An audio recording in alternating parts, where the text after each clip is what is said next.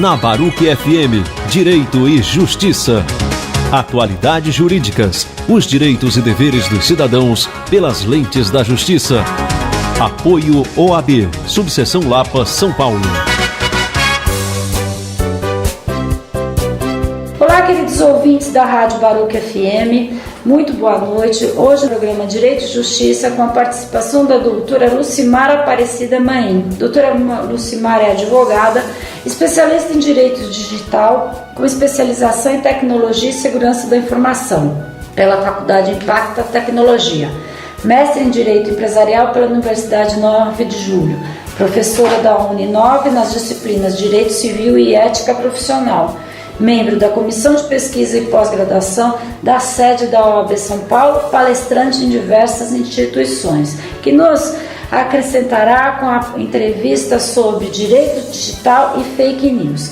Eu, Andréa Modolino, vamos entrevistá-la juntamente com a doutora Patrícia Fernandes, membro da Comissão do Jovem Advogado e que entende muito de tecnologia e veio auxiliar na entrevista. Boa noite, doutora Patrícia.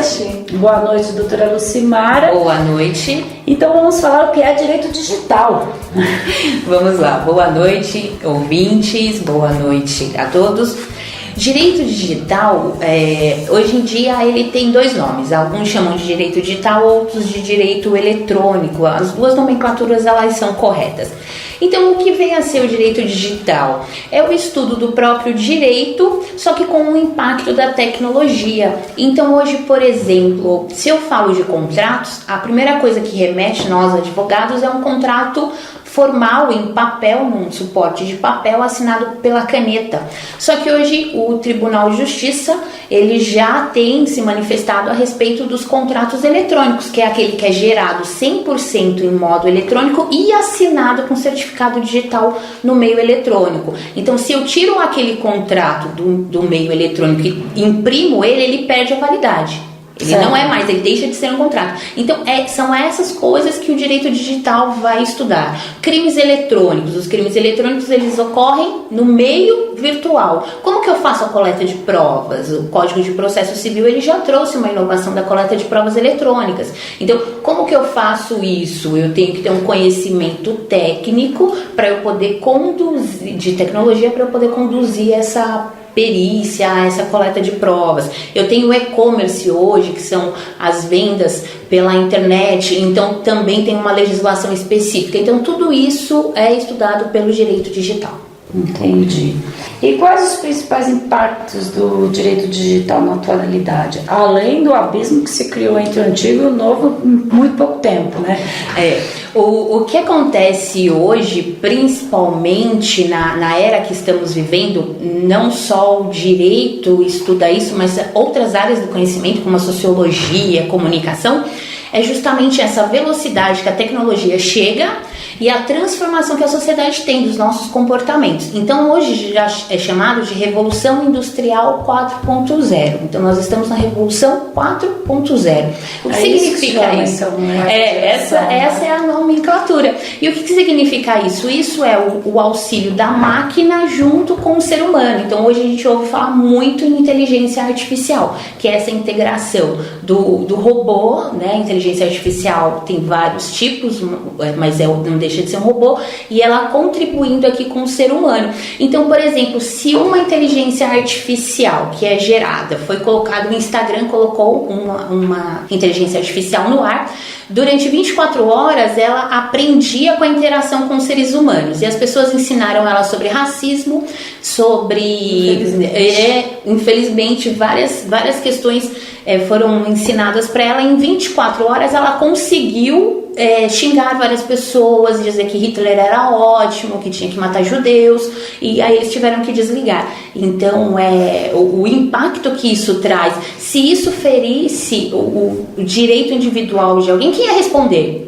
A inteligência artificial que cometeu o dano, né? Nós que somos advogados assim, ato ilícito, cometeu o dano, tem o dever de reparar. Mas quem vai reparar se é uma máquina? Então esse impacto...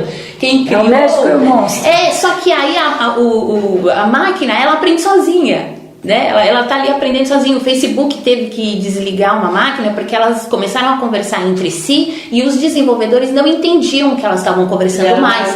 É uma linguagem própria elas criaram, então eles tiveram que desligar. Então assim, na hora que ela gera esse dano, como que a gente vai trazer isso pro direito? Então o impacto no direito hoje é regulamentar. Só por curiosidade minha, pois não. A senhora acha que a startup vai tirar muitos empregos dos advogados?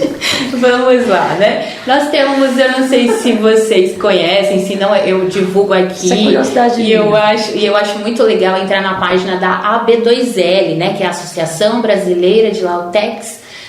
E agora o outro L me fugiu agora, mas eles... De louco. É Lautex e Legaltex, isso, Lautex e Legaltex, que é justamente para o mundo jurídico. Então, assim, o que acontece? O que a gente percebe, e vendo o pessoal que já estuda o assunto há bastante tempo, é que não vai tomar o serviço do advogado, mas o advogado que só faz petição, o advogado que só faz pesquisa, esse sim vai ficar sem campo, porque a inteligência artificial ela vai ficar barata, ela não vai ser difícil acesso, e ela vai fazer isso em uma velocidade muito rápida. Vai otimizar o trabalho desse vai otimizar demais. Então, mas você concorda que alguém tem que alimentar isso? Isso, sim, e aí é o advogado. Você não otimiza, você tem que explicar para alguém como funciona o negócio. O caso dele cabe naquilo. A máquina vai entender o algoritmo, mas não vai conseguir ter a sensibilidade que o humano tem, e aí que o profissional precisa se atualizar. Adaptar, atualizar, enfim. Exato. Nós temos, por exemplo, o STF adquiriu agora o Victor, que é o robô que vai auxiliar os ministros nos julgamentos. Então, o que ele vai julgar? Só casos repetitivos. Só quando tiver repetitivos que o Victor vai julgar. Então, a inteligência artificial ela vai vir desde o Poder Judiciário e vai parar nos escritórios, né? A gente já sabe de grandes escritórios que trabalham com a inteligência artificial.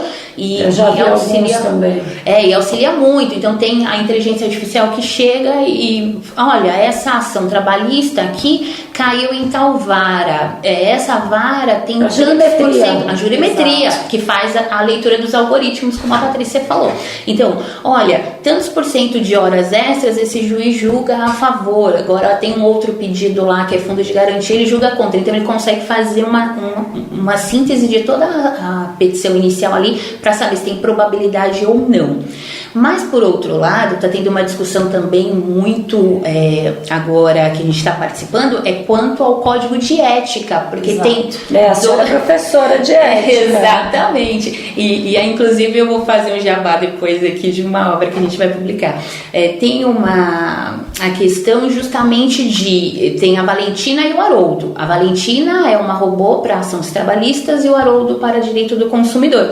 E os dois foram colocados no Facebook e a pessoa entrava lá e falava, olha, eu tenho um problema. E a Valentina conversava com ela, pedia os dados e calculava para ela a ação. Mas está expondo os dados. Não só expondo os dados, mas está sendo a mercantilização, porque é privativo do advogado a consulta jurídica. Então a gente entra num grande problema. E aí o Conselho Federal da OAB criou uma coordenação para regulamentar essa questão. Até onde a advocacia pode usar a inteligência artificial? Não está vedando, mas não está permitindo também atender cliente no cowork. Exatamente. Então a inteligência, o direito digital está impactando agora no direito atual muito, né? Nessa revolução 4.0 bastante. Entendi. Agora nós vamos falar de um outro assunto. Aproveitando o gancho, você falou de coworking, mas o coworking não é o problema. Na verdade, o problema é o advogado não ser transparente com o cliente e falar que ele está num ambiente que tem outras empresas. O cliente vai perceber, mas não vai comentar. Então, a exposição do cliente a outras pessoas que estão seja jovem ou não, o advogado tem que comunicar para o cliente e ferindo o sigilo em sala privativa. Então. Isso, e aí não ferir o sigilo, né?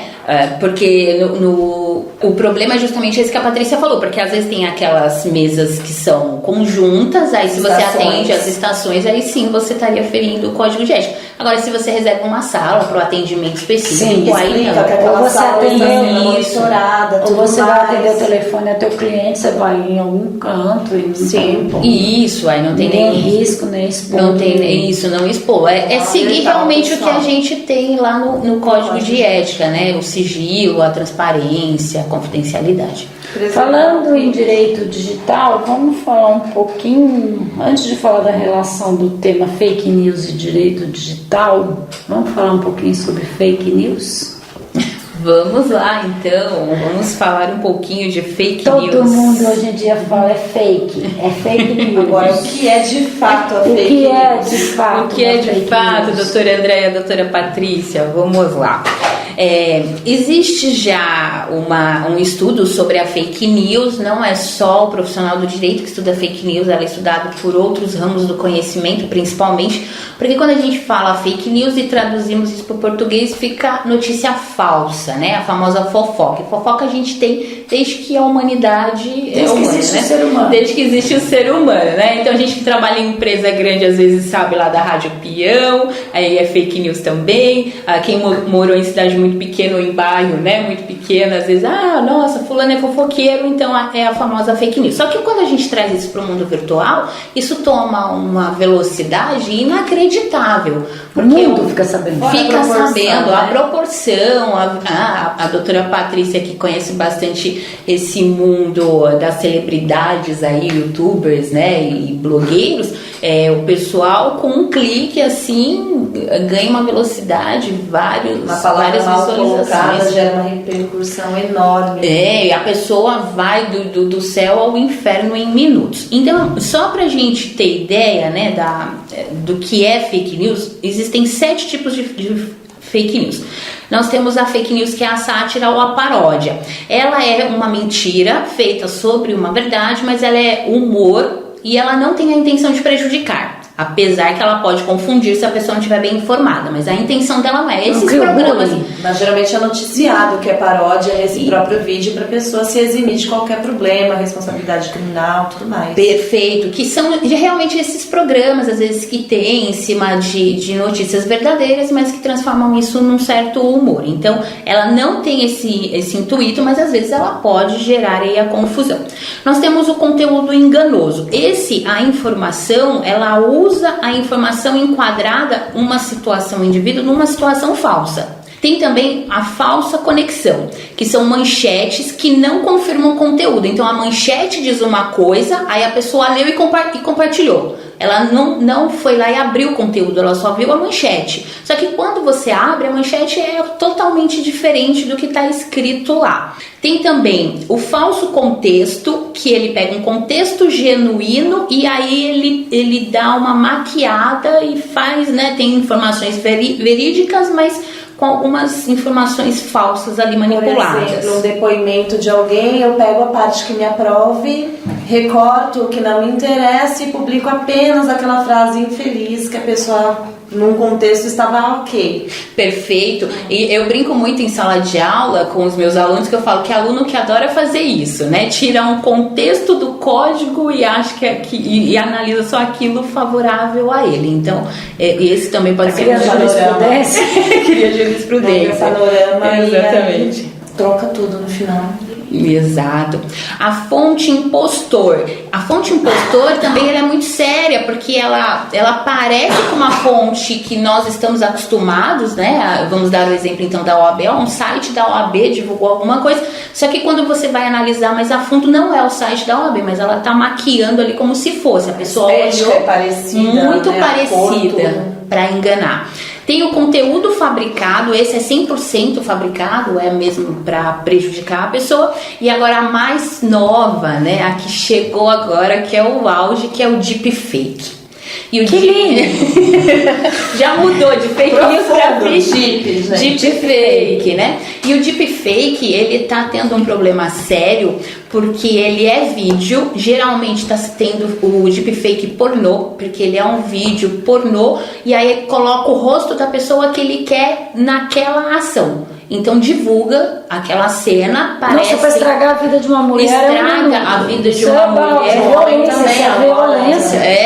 Exatamente. Chegar à violência, né? É uma violência tamanha. tamanha na vida da pessoa. Então a gente tem esses tipos aí de notícias falsas. E o deepfake, ele está sendo estudado agora e está com um grande problema, porque já tem aplicativos que fazem, não estou divulgando aqui para que ninguém faça, obviamente, mas é uma inteligência artificial que é utilizada, demora até 8 horas para se colocar o vídeo. Às vezes ele fica muito borrado, você percebe de pronto, mas às vezes é difícil, porque ele pega o rosto de uma pessoa muito parecida, e aí a inteligência artificial fica fazendo a analogia até ela conseguir enquadrar o rosto Isso devia ser crime hediondo. É complicado, né? É bem complicado aqui. Só tem os danos não só na esfera, né, criminal, você vê como tem área civil, tem um monte de coisa. Isso pode causar um problema tão forte para as pessoas. Não, e as empresas que têm os códigos de conduta, que você não pode ter determinado tipo de postura, envolvimento com determinados tipos de vídeo. Sim. E aí até você provar que aquele vídeo não é você, como que você vai provar? Se você, por exemplo, você comentou da tecnologia, às vezes a pessoa não entende nada, como que ela vai provar que aquele vídeo não foi ela que participou? Você já pensou sequela psicológica? Não, e como sequestro, você rouba a alma de uma pessoa. A doutora Patrícia tocou num ponto muito importante. Como que você vai provar que não é você? E mesmo que você prove, a mentira, ela já ficou. Tem gente que não acredita depois que a mentira é verdade. Ela, de tanto que viu, de tanto que ouviu, ela acredita naquilo. Aquela coisa, sempre. Eu sonhei, acredito que é a teoria do falso. É a teoria do falso verdadeiro, que eles dizem. De tanto você ver aquilo que é falso, você acredita que aquilo é uma verdade. E aí vem alguém falando que é mentira, você não acredita na pessoa que está falando a verdade. Você vai acreditar na porque mentira. Se a maioria diz, não deve ser verdade. Você sonha e fala, não aconteceu o negócio, mas foi sonho. Mas acontece, o inconsciente trabalha assim. Exato. Então, essa questão de deepfake está sendo muito analisada também, principalmente por questões de política, né? Para destruir a vida de candidatos é bem... Doutora, a gente trabalha aqui com vários advogados e o pessoal da comunidade também, lapiana, várias pessoas leigas. A senhora poderia dar uma pílula do processo disso? Você faz um BO primeiro ou já entra na justiça criminal, na civil? A vítima de uma fake news, o que ela deve fazer? Perfeito. Nós tivemos aí um grande exemplo de vítima da fake news, que foi a Marielle, até depois de morta, né? Sim. Ela divulgaram aí várias notícias, que ela era mulher de traficante, de que ela era envolvida com crime, e quem tomou essas providências foi a família dela. Então, da mesma forma que a gente faria no mundo físico, é a forma que nós vamos fazer no mundo virtual. Então, primeiro de tudo, quem tem a capacidade para pedir a vítima? Se a vítima não estiver, mas é que os familiares, né? E a gente segue ali o Código Civil. Sujeito ativo. O sujeito ativo é o Código Civil. Então, a primeira coisa realmente é fazer uma ata notarial, e a ata notarial hoje já tem os cartórios digitais, a gente já pode acessar na internet o cartório digital, ele mesmo, você vai mandar o link, ele vai descrever a ata notarial e vai dizer ali que naquele dia aquela página estava no ar. Então você já tem aí uma prova de que aquilo que a pessoa pode tirar posteriormente. Interessante. Então a primeira coisa é a ata notarial, não é o BO. Não é o BO. A ata notarial, ela preserva a prova, porque o tabelião tem a fé pública, né? E aí a gente preservou ali aquela prova. Depois, entrar em contato com o provedor que está aquele material ou aquele site, porque hoje eles já têm canal para retirar esses conteúdos. Facebook, Instagram, eles têm os canais. Então você mostra que você está sendo ofendido, LinkedIn, a gente principalmente a pessoa LinkedIn, e pede para tirar.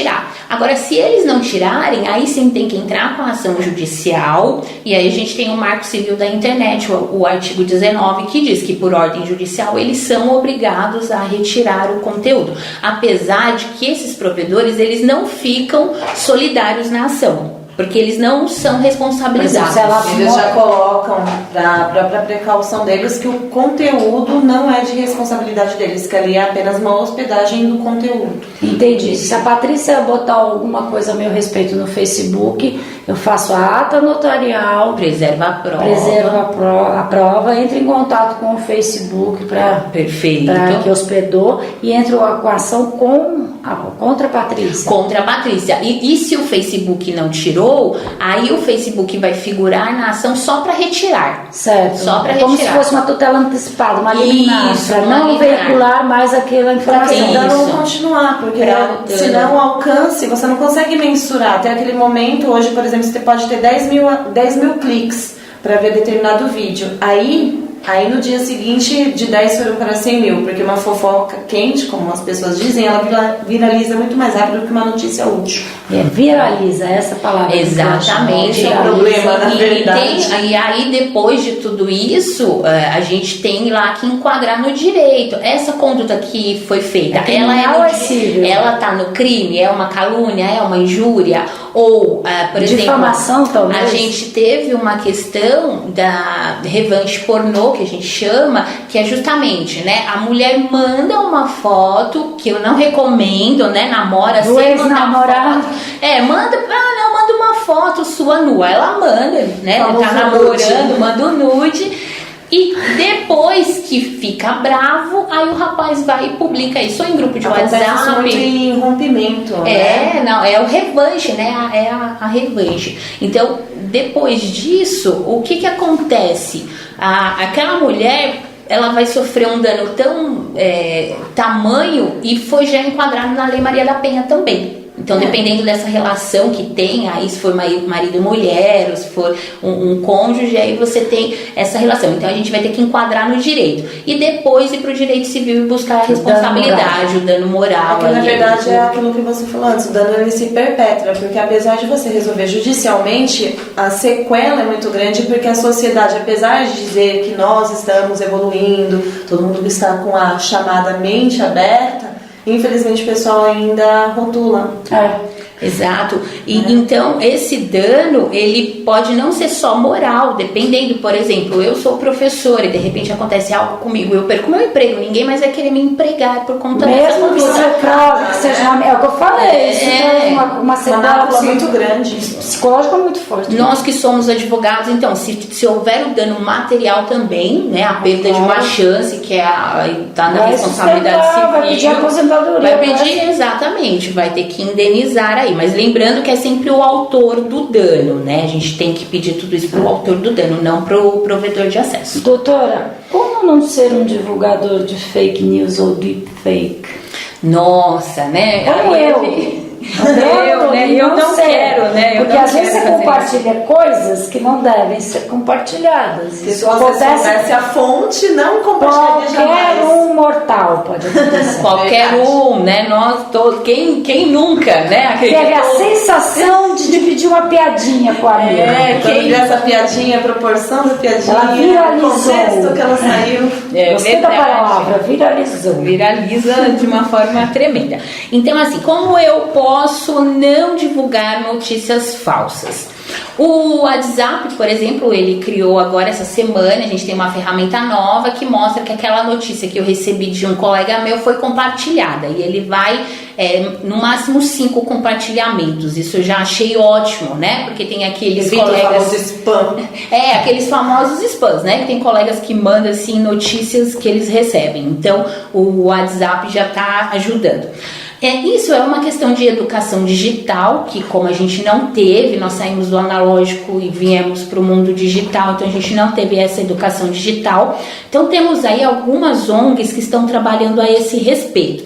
Por exemplo, a gente tem o projeto Comprova. Então é só entrar lá no Facebook, jogar Comprova, vai virar a página deles. É uma ONG que auxilia a educação digital para não propagar essa fake news. Então lá tem videozinhos que como que eu sei que uma notícia é falsa. Então um exemplo muito clássico, eu tenho que abrir a notícia toda, porque às vezes o que está lá no enunciado não é a notícia. Isso já ajuda bastante. Chamada é atraente e a pessoa compartilha sem ler, sem entender o que está fazendo ali. Outra questão, ver a data da postagem, porque às vezes a pessoa compartilha aquilo, mas é de 5 anos atrás, não cabe mais no contexto atual. Nossa, gente que morreu, eu já vi um monte gente compartilhar. Teve um colega assim que eu admiro muito, que ele é um ícone pra mim, e ele compartilhou uma notícia, eu achei estranho, no LinkedIn, e quando eu fui ver era de 2016, e eu toda constrangida, né? Eu mandei inbox, falei, olha, desculpa, eu te admiro, mas aí ele, nossa, muito obrigado, né? Já tirou, mas já tinha compartilhamento. É legal avisar, porque às vezes você tem amigos que fazem isso. Sem perceber, a pessoa não perceber. Exatamente. Então, eu acredito que é isso. E se você tiver dúvidas, não compartilhe, vá para o site, vê se tem uma notícia em sites oficiais que você costuma ler, porque esse projeto, sites sérios que a gente fala, esse Comprova, ele tá com uma reunião, então, não só para nós que somos leigos, mas para jornalistas. Então eles reuniram jornalistas e eles estão em prol disso, não divulgarem notícias se eles acharem que é falsa. Então eles vão ter 3 opiniões, depois dessas 3 opiniões que o próprio site vai poder divulgar para não ter isso. Então eu acredito que ler, comparar a data, e se você achar que é muito cabeluda a notícia, não compartilha. Cabeluda, fica quieto. Fica quieto, Lucimara, agora só para a gente terminar um pouquinho nossa entrevista, me fala um pouquinho sobre a Comissão de Pesquisa e Pós-Graduação que você é membro. Perfeito. Então, na OAB, lá na sede, né, nós temos a Comissão de Pesquisa e Pós-Graduação, a doutora Vívia Gregori, a nossa presidente, e o nosso trabalho lá é desenvolvido totalmente para o público que busca aí um aperfeiçoamento na área do direito, porque a gente sai bacharel do curso de direito, né? Quem vai advogar acaba passando na ordem advogando, mas a gente sempre precisa se especializar. Claro. Então essa comissão, a gente promove aí essa interação entre a academia e o advogado, e nós também vamos abrir agora uma coordenação a respeito de startups, empreendedorismo digital, porque é um plano nacional aí que foi assinado no último dia 10 e vai até 2020. Então é um plano que tem que ser colocado urgente aí em prática. Doutora, agora fica meu convite aqui, a senhora vir participar da nossa comissão com todo de comunicação. Aqui.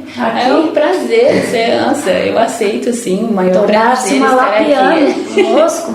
Com certeza, Andréia, é um prazer esse bate-papo, né? Achei até que a pauta estava pequena e eu vi que muita coisa, né? O assunto vai embora. Dá pra gente conversar um mês sobre isso. Inclusive as próprias dúvidas das pessoas na internet, tanto os cidadãos quanto advogados, vocês podem contribuir, tirar dúvidas e tudo mais, que eu creio que a Lucimara vai ajudar a gente a responder vocês todos. Compartilhe nosso Facebook.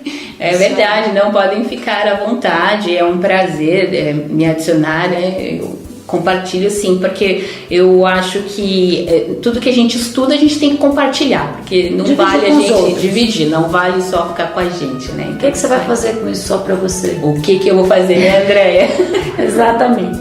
Doutora, eu quero acrescentar também que a senhora parece que tem uma obra, um livro, ou como a senhora gosta de chamar, um jabazinho. Conte para nós sobre isso um pouquinho. Isso, doutora Andréia. Então, está sendo publicada aí a nossa mais nova obra, ainda não teve o lançamento, mas já está disponível no site da editora Ridel, que é Ética Profissional e Estatuto da OAB. Então, eu divido a autoria com mais 2 colegas, o Diogo e a Gláucia, e nós falamos tanto da ética do advogado para o estudante de direito que quer se preparar para o exame de ordens com dicas e com questões comentadas, como também para concurso público federal, que tem a ética do Estatuto do Servidor Público, quanto a ética do conciliador e mediador. Então a obra é dividida em 3 partes, e aí a editora Ridel, recente, saindo do forno. Tá. Tem mais ou menos uma data prevista? Ainda não temos a data de divulgação, mas no site da Ridel já está. Eu também compartilhei nas redes sociais. Por favor, depois nos falem que a gente põe aqui na rádio. Perfeito. Que a ética é um assunto muito importante nos dias de hoje. É verdade. Muito bem, queridos ouvintes, esse foi mais um programa Direito e Justiça, apresentado por mim, Andréia Modolin, pela doutora Patrícia Fernandes. E tivemos a honra de receber aqui a doutora Lucimara Aparecida Maim. Não percam o nosso próximo programa, pois você é nosso convidado. E participem do nosso Facebook, do nosso Instagram, com perguntas, e nós queremos interagir com todo mundo. mundo. Obrigada e boa noite. Você ouviu na Baruch FM Direito e Justiça. Atualidades jurídicas, os direitos e deveres dos cidadãos pelas lentes da justiça. Apoio OAB, Subseção Lapa, São Paulo.